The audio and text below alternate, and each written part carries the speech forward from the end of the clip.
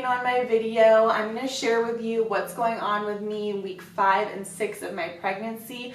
I'm just wrapping up week 6 and I decided week 5 would be a perfect place to start off documentation of my pregnancy journey. If you just got your big fat positive and you're entering into week 5, congratulations. If you're still on your TTC journey and just want to figure out what you can be expecting in early pregnancy, this video is definitely for you.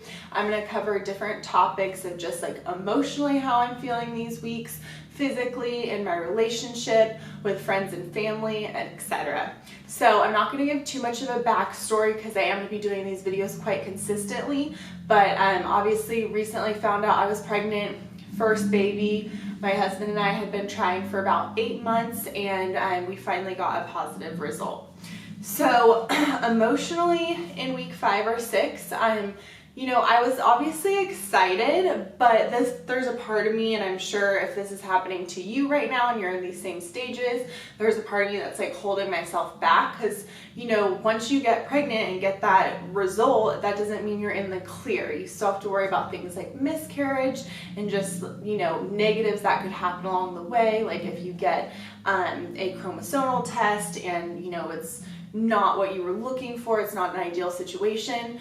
So I'm, obviously excited, but definitely stressed out at the same time. Just like, okay, we got this, we're one step closer, but now we have these other things to worry about. So I think your focus just shifts from trying to get pregnant to, okay, what's the next step, and maybe like worrying about the next thing to potentially go wrong, and obviously hoping nothing is gonna go wrong.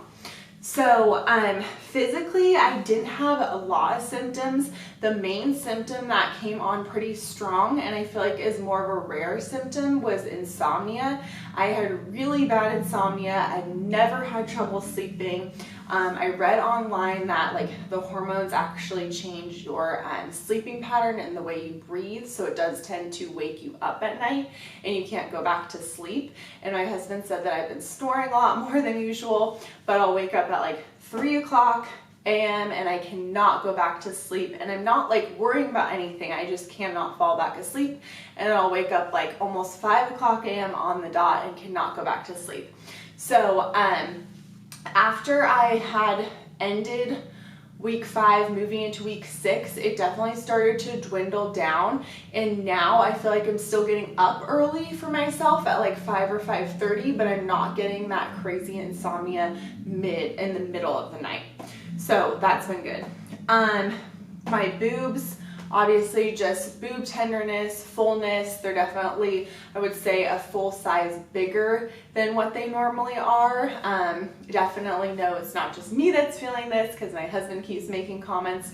But aside from that, I haven't had any morning sickness, no food aversions, definitely been like a little bit hungrier than usual, but nothing too crazy as far as symptoms go. And I know like frequent urination and things can be an issue for some people, and for me, I already have to pee all the time, so nothing has changed over here.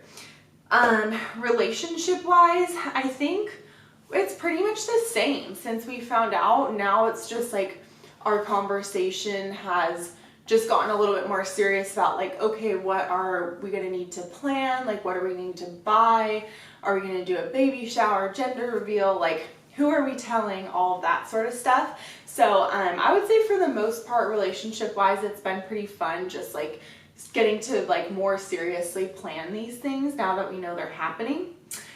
Family, so my husband's super untraditional. He just doesn't, if something's like supposed to be done a certain way, like for example, you're not supposed to tell anyone in early pregnancy that you're pregnant because something could happen, he just doesn't care. So we did tell like quite a few people. We told like pretty much our entire family.